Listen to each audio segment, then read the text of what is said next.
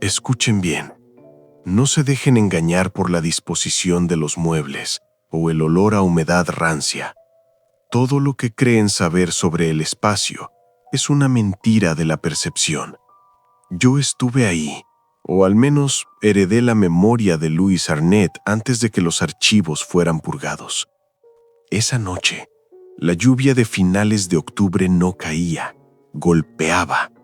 Eran perdigones de agua contra el vidrio de la ventana, un ritmo frenético que intentaba ahogar el reloj. El tiempo es una construcción frágil, y ese reloj dio la última hora con la pesadez de una sentencia. Louis despertó, o eso creyó él, en medio de un martilleo que no estaba en su cráneo, sino en la madera podrida de su puerta. Se incorporó con la torpeza de un mecanismo oxidado. El sudor no era agua, era el residuo físico de un miedo que venía de más allá del sueño. Al asomarse por la mirilla, el mundo se redujo a un círculo de luz mortecina. Allí estaba ella, Alexandra, temblando. «Por favor». La voz de ella no era el guión teatral que los registros intentaron salvar después. Era un hilo roto de desesperación. «Me olvidé las llaves. Está helado. Solo hasta que llegue el portero». Louis abrió, y al dejarla pasar, no solo dejó entrar a una vecina empapada, permitió que el vacío se instalara en su sala.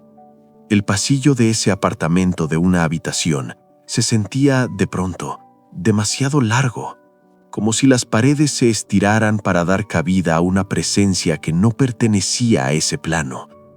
Ella se presentó como Alexandra Muir, pero para Louis, ese nombre ya empezaba a sonar a algo que se lee en una lápida o en un informe de laboratorio. Encendieron la luz y las sombras no se fueron, solo se escondieron en las esquinas, esperando. Louis le dio ropa vieja, reliquias de la Universidad de Texas, retazos de una vida que ya no le pertenecía. Mientras ella se cambiaba, él se hundió en el futón, sosteniendo su cabeza como si temiera que las ideas se escaparan por las costuras de su cráneo. «Una pesadilla», susurró él cuando ella regresó, ofreciéndole un vaso de whisky para anestesiar la realidad. «Descríbemela», dijo Alexandra. «Fue un error. Hay cosas que al ser narradas cobran una masa física que el universo no puede soportar». Louis empezó a hablar de la Casa Colorada. No era una casa, era una herida en la colina de Lomas. Describió una arquitectura imposible, una torre con un reloj que vigilaba a los muertos, una fachada que se desprendía como piel gangrenada. En su relato, el suelo de baldosas desaparecía para revelar tierra negra y los muros se convertían en ruinas antes de que él terminara la frase. Un trueno sacudió el edificio, la luz se extinguió. En la oscuridad total de ese apartamento, Louis encendió una pequeña vela de té, una llama ridícula frente a la infinitud que los rodeaba. «Tengo menos cosas para iluminar este lugar que un astronauta perdido en la oscuridad», dijo él, y su sonrisa no llegó a sus ojos. Alexandra se abrazó a sus rodillas. Habló de su miedo a el cuco, una superstición infantil que en esa habitación empezó a sentirse como una advertencia biológica. Louis asintió. Él sabía que el monstruo no estaba debajo de la cama, sino en la estructura misma de los átomos. «En el sueño», continuó Louis, su voz ahora un siseo que competía con la lluvia. La escalera se había derrumbado. Era un agujero negro hacia un universo paralelo. Subí por unos peldaños colocados en ángulos de pesadilla.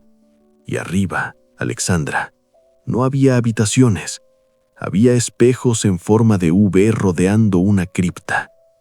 Él no estaba describiendo un sueño. Estaba describiendo la habitación donde estaban sentados.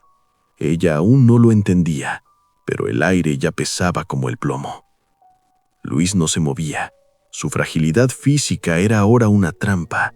Parecía un hombre a punto de romperse, pero sus palabras tenían el peso de las estrellas muertas. «Alexandra», Atrapada en el futón de aquel apartamento que mutaba con cada sombra, sintió que el frío ya no venía de su ropa mojada, sino del hombre que tenía al lado. El fuego se apagó, susurró Luis, aunque no había chimenea en la habitación, y todo se volvió negro. Entonces vi las palabras, Alexandra, resplandecientes en el vacío. Si viéramos realmente el universo, tal vez lo entenderíamos. Él se levantó.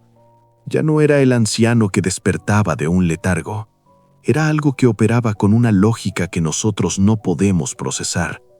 Empezó a hablar de lo que vio cuando la eternidad explotó. No fue una lista de visiones, fue una violación de la privacidad de la existencia.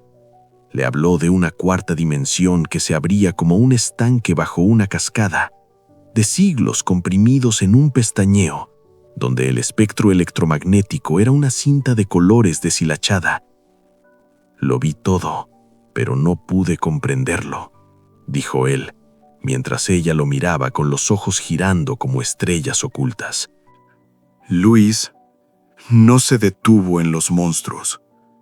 Mencionó la enfermedad emergiendo de laboratorios, hombres entregados a la violencia y niños que se funden con las sombras para asaltar a los monstruos.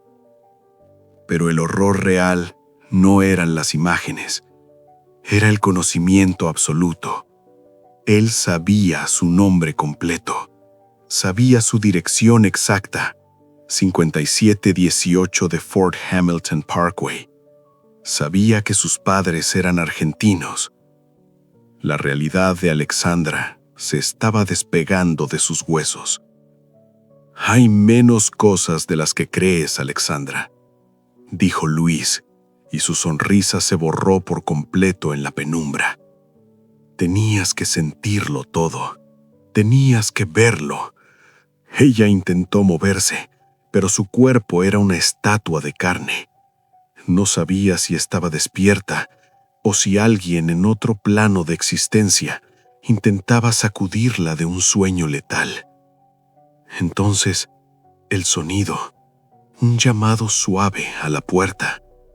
No era el portero que ella esperaba. Luis le dio una palmadita en la rodilla, un gesto de una familiaridad aterradora, y le aseguró que la cuidaría. Alexandra cerró los ojos con una fuerza desesperada, apretándolos como si fuera la última vez que rezaba a un Dios que ya no la escuchaba. Escuchó pasos, varios pares de pies crujiendo por el pasillo del apartamento. Cuando el portero entró, no traía llaves para su libertad. Se quedó allí, una mole de sombras junto a Luis, ambos cerniéndose sobre ella, como figuras que trepan por la madera de la realidad misma. Alexandra Muir, rodeada por el vacío y por los encargados de limpiar los bordes del mundo, se atrevió a abrir los ojos por última vez, no para ver su salvación, sino para confirmar que efectivamente el universo ya no tenía lugar para ella. Transmisión recibida. Has llegado al final de esta frecuencia, pero la señal de radio Sci-Fi 88.7 nunca se detiene. ¿Te atreves a sintonizar más historias? Suscríbete para no perderte la próxima transmisión de Horror Cósmico.